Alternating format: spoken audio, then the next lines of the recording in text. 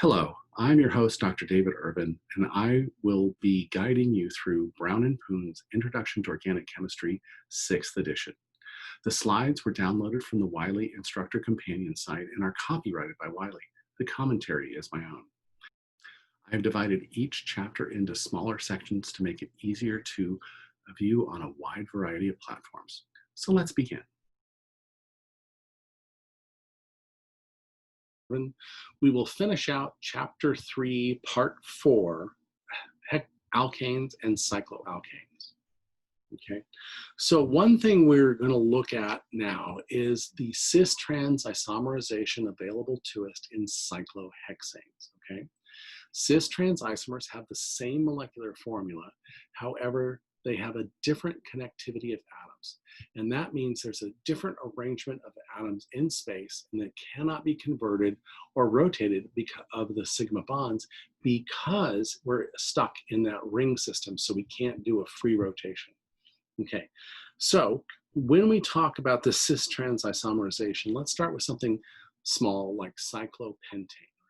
Okay, so in the cyclopentane ring, we want to look for, if they were all hydrogens, we would not have any trans isomerization because we don't have the two different groups bonded to it to give us that isomerization. If we only have one group bonded to it, then we could just flip the material over, flip the ring over back and forth, and that would give us the same. Only once we have those two substituents or more that we get this isomerization available to us. So in the case of the first molecule here, we have what we call the cis configuration. And because this ring is locked in this position here, that means there's a top and a bottom. Okay. So if both of the substituents are on the same side of the ring, we call that cis for same side of ring, okay? In the case of having the two substituents on opposite sides of the ring, that would give us what we call trans configuration, okay?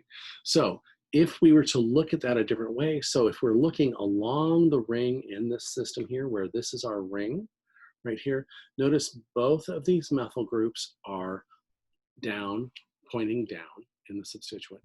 Now we could take that same thing and flip it over and it would look something like the structure here, okay? But because we cannot flip that ring around or free rotate that ring, those methyl groups are gonna stay on that same side all the time. Therefore, we have to denote them as this cis configuration because they are different than the trans configuration. They have different properties and they have different structure. Okay, again, if we look at this substituent here, again, this is our ring that we have here. We have one substituent up and one substituent down. That's our trans configuration. Okay. Another way to draw that is to use this type of structure right here. This is where we draw the ring as just the skeletal form where we have each line indicates a bond between carbons and the little angles are where carbons are. And then by showing them with this dashed wedge on here, it's showing that both of those groups are going down into the paper and they're going in the same direction. So by having this skeletal form right here with this dashed line tells us they're both going in the same direction, which is telling us we have the cis configuration on it. We can do that same skeletal formation where we have our ring here, but if we have one is dashed, that means it's going down. If we have a solid wedge coming up, that indicates it's coming up at us from the paper, and so that means they're on opposite sides of that ring, giving us the trans configuration. So instead of having to draw out our system like this, where we have to draw the perspective of where the hydrogens are and where the methyl groups are, we can draw it with the perspective of using these wedge systems and the flat ring. So again, having the skeletal ring drawn in here, and then dashed wedges means it goes into the plane, and a solid wedge means it comes out of the plane. So in this case, we could have them both solid wedges or both dashed wedges, and it would be the cis configuration. If one is solid and one is dashed, then we have the trans configuration. Okay. So let's take a different perspective and look at it for the cyclohexane now, okay? In the case of the cyclohexane, we again look at from the perspective point of view here. If we draw the ring out right here and we have one of them above the ring and one of them below the ring, that would give us the trans configuration. Note that this is on the 1 and the 4 position. They don't have to be that far apart. They can be on the 1-2 position as well. Trans just says the substituents are on opposite sides of the ring. And so if we were to draw the flat perspective here, we would have a dashed wedge to indicate it was below the plane and a solid wedge indicating it's above the plane. Okay, so let's look at that other isomer, the cis isomer here. If we looked at it from the edge right here, we would see that the 2 methyl groups are on the same side of the flat ring. And again, we would indicate that by having the same type of wedges, either both the dashed wedges, or they could even be both solid wedges if you flipped it over. It's just all about perspective. The point is, when you have 2 different wedge types on a ring like this, you have the trans configuration. When you have the same wedge types on the skeletal configuration, you have the cis configuration. Okay, so what if we represented this as the chair versus boat configuration? Okay, so now we have to think about where our substituent is and are they both on the same side of the ring, and what would be the most stable configuration. So let's start with the trans dimethyl right here, and it's the 1,4, so they're opposite each other. And in this configuration, both of the methyl groups are in that axial position. Okay, now because there's a hydrogen here and a hydrogen here also in that axial position, these hydrogens are closer to this methyl group than if we had them in the other form. Okay, so if we were to flip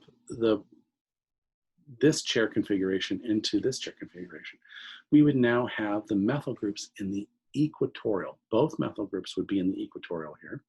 And so the hydrogens that are also in the equatorial positions are now further away from this methyl group than the hydrogens were in this axial position, making this the more stable configuration.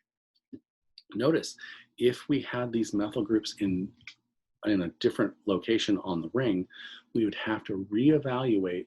You want as the largest, bulkiest group in the most equatorial position possible.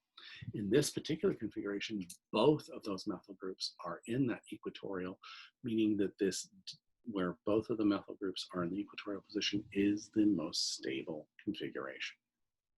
Okay, so what if we had the cis configuration in that 1,4?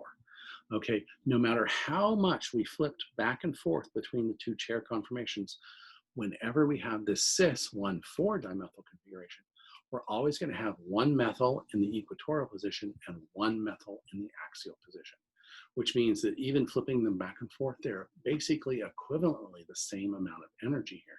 So in the trans 1,4 dimethyl cyclohexane, we have a more stable conformation. In the cis 1,4 dimethyl cyclohexane, we have the same stability in both configurations. So we're going to see, this is why we like to use cyclohexanes to help us look at some of the stability issues we have and whether or not we have, because they can't just freely rotate. We can flip back and forth between 2 configurations to look at stability. Okay. All right, so our last thing here is we want to draw this in a chair conformation with 3 methyl groups. Okay, so let's figure out how to translate this into our system here. So I'm going to use this. We want to do a chair conformation, and we have 1, 2, 3 substituents, and they're all on the same side. So the first thing we're going to do is we're going to draw a chair conformation. Okay. And then since they're all on the same side, I'm going to draw them. One is methyl group is going to be in this direction because the hydrogen is going to be down. 1 methyl group is going to be in this direction. I'm just going to start with making sure I have them in the right place because that hydrogen was down. And this methyl group is going to be in this configuration because this hydrogen was down. Okay, so all I've done is translated this into a chair configuration, making sure the methyl groups are all on the exact same side of the ring. They are all still on the top side of the ring. Okay, so in this configuration, we have two methyl groups in axial positions and one methyl group in an equatorial position. I wonder if we can flip it to the other configuration and get two methyl groups in the equatorial positions and only one methyl group in there. So what we're going to do is we're going to take this thing and we're going to put this side down and this side up to get to the other configuration here. So when we do that, we'll end up with a configuration that looks like this, because that side went up and that side went down. And so in this case, this methyl group is going to come up to our axial position right here. This methyl group is now out here at it was in the axial position. So now that it's flipped to the equatorial position. And this one was in the axial position. And so it is now still on the same side with the hydrogen, but that turns it into an equatorial position, and that hydrogen is now moved down to the axial position. So in this configuration, we have two methyl groups in the equatorial position. In this one, we have two methyl groups in the axial position.